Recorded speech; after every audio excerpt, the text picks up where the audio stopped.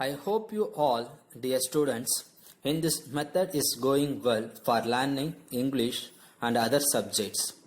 You have a chance to utilize your study skills by the WhatsApp class. By the way, I am Joel, your English tutor.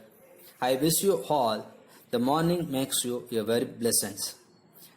We successfully completed one unit and one prose from unit 2.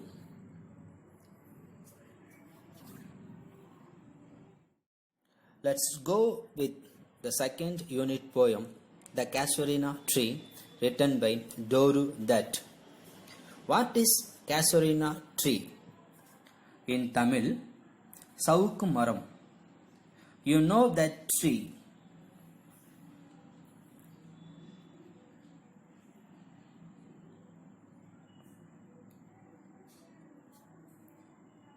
Who is Doru Dutt?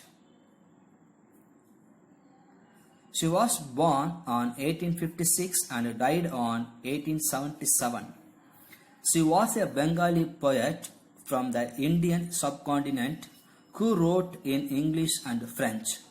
இவர் 1856 பிறந்தார், 1877 இறந்தார். இவர் ஒரு வங்காள பெண் கவிஞர், இந்திய பாரத துணைக்கண்டத்தை சேர்ந்தவர். இவர் கவிதைகளை ஆங்கிலத்திலும் பிரெஞ்சிலும் எழுதியவர். Doru, with all her exposure to and involvement in Western life and culture, loved the land of her birth and remained thoroughly Indian in her consciousness and sensibility. Doru, அவருக்கு கிடைத்த உலக அறிவுகள் மற்றும் மேற்கத்திய வாழ்க்கையில் அர்ப்பணிப்பு இவையெல்லாம் இருந்தாலும் தான் பிறந்த இந்திய மண்ணை மிகவும் நேசித்தார் மற்றும் அறிவிலும் உள்ளத்திலும் இந்தியராக வாழ்ந்தார். Our Casuarina tree, the most well known of Doru's poems, it was included in her miscellaneous poem. Casuarina tree என்ற மிகவும் பிரபலமான அவரது கவிதைகள் அவரது கலவை கவிதைகள் என்பதில் அடங்கியுள்ளன.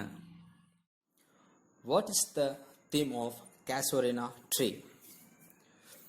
Doru Dutt has brought out the theme of nature as something that shares feeling with humans, that lightens the burden on the heart. இயற்கையோடு இணைந்து வாழ்ந்த மனிதர்களின் உணர்வுகளை வெளிப்படுத்துகின்றது இந்த Casuarina tree. For example, இந்த பைக் என் அண்ணனின் நினைவாக இருக்கிறது. அவன் இந்த மண்ணில் இல்லை என்றாலும் இந்த பைக் அவரின் நினைவுகளை என்றும் உணர்த்தும். The first stanza, Bravery of the Tree. The Casuarina tree is tall and strong with a creeper winding around it like a huge python. The tree stands like a giant with a colorful scarf of crimson flowers. Kogila birds surround the garden and the sweet song of the birds is heard. உயரமான வலிமையான Casuarina ட்ரீயை ஒரு கொடியானது சுற்றி வளைத்து பின்னியுள்ளது. அது பார்ப்பதற்கு ஒரு மிகப்பெரிய மலைப்பாம்பு போல் தோற்றம் அளிக்கிறது. அம்மரத்தில் கிரிம்சன் பூக்கள் பூத்து குலுங்கின்றது.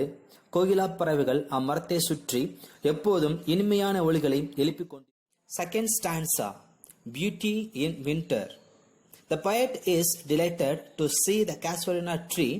Through her casement, she sees a grey baboon monkey sitting like a statue on the top of the tree, the cows grazing and the water lilies springing in the pond. Doru அதிகாலையில் தனது ஜன்னல் வழியாக அம்மரத்தை பார்த்து மிகவும் சந்தோஷப்படுவார். அப்போது அம்மரத்தின் மேல் சாம்பல் நிற பப்புன் குரங்கு தனது குட்டியுடன் ஒரு சிலை போல் அமர்ந்திருக்கும். மரத்திற்கு கீழே மாடுகள் புற்களை மேய்ந்து கொண்டிருக்கும். லில்லி தாமரைகள் குளம் நிறைய பூத்திருக்கும். பார்ப்பதற்கு பனிமூட்டம் போல் இருக்கும். Third stanza, Indents of Love. The poet feels that the tree is dear to her not for its impressive appearance, but for the nostalgic memories of her happy childhood that brings to her. அம்மரத்தின் பிரம்மாண்டமான தோற்றம் அவருக்கு அம்மரத்தின் மீது ஈர்ப்பை உருவாக்கவில்லை. மாறாக தோரும் அவருடைய நண்பர்களும் சிறுவயதில் அம்மரத்தை சுற்றி விளையாடிய பழைய நினைவுகளை அவருடைய நினைவுக்கு கொண்டு வருகிறது இம்மரம். ஆகையால் இப்போது மிகவும் நேசிக்கிறார். Fourth stanza, visualize of her siblings.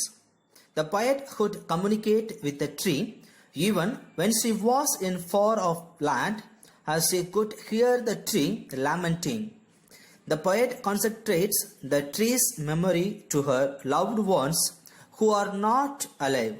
உலகில் எங்கிருந்தாலும் தோரு தன் கண்களை மூடி அம்மரத்தோடு பேசுகிறார் மற்றும் அம்மரத்திலிருந்து ஏற்படும் ஒலிகள் இவருக்கு ஒப்பாரியாக கேட்கிறது.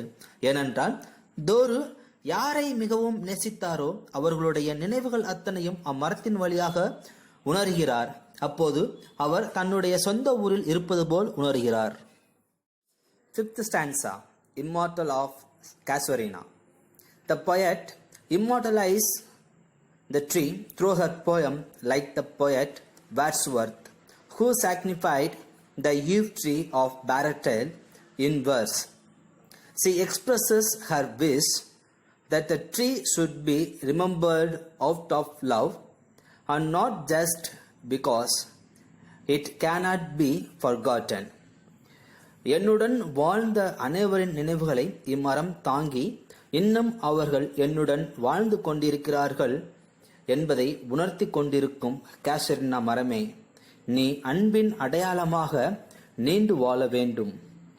வேர்ட்ஸ்வொர்த் தனது கவிதை தொகுப்பில் கூறியுள்ள ஈவ் ட்ரீ போல, உன்னை பார்க்கும் அனைவருக்கும் எங்களுடைய நினைவுகளை கூறிக்கொண்டே இரு, இம்மண்ணில் வாழ்ந்து கொண்டே இரு.